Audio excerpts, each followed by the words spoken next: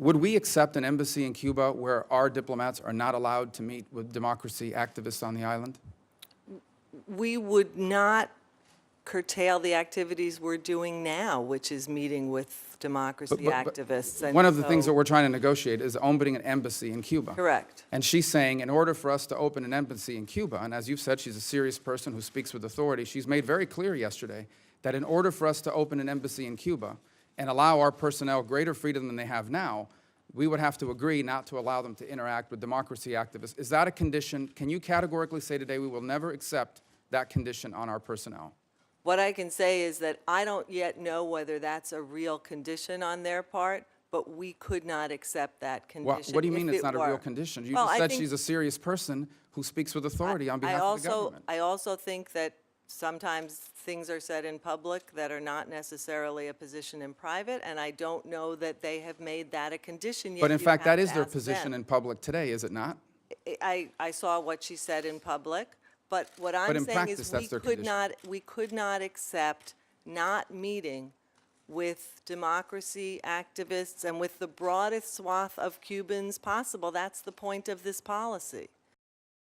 These are steps, the steps we have announced, that are designed to get more resources and information to the Cuban people. And imagine what would have happened if we had gone to the Castro government and said, open up your political system, or else we will not help connect Cuba to the internet, or else we will not help these small business people. How much do you think we could have gotten for that, even on the question of diplomatic relations?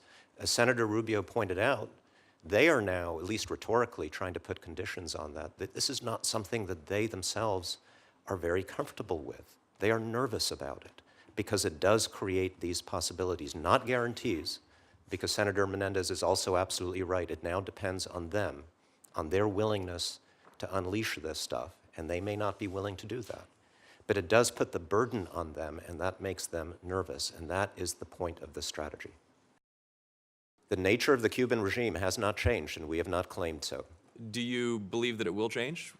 I am absolutely confident that the Cuban people who have been fighting for change in Cuba are going to prevail, and I think they will be more empowered to prevail as a result of this new policy. And do you believe the Castro regime will become your partner in that empowerment? I have no indication that they have any desire to become our partner in that. That's not the way this works in any authoritarian state.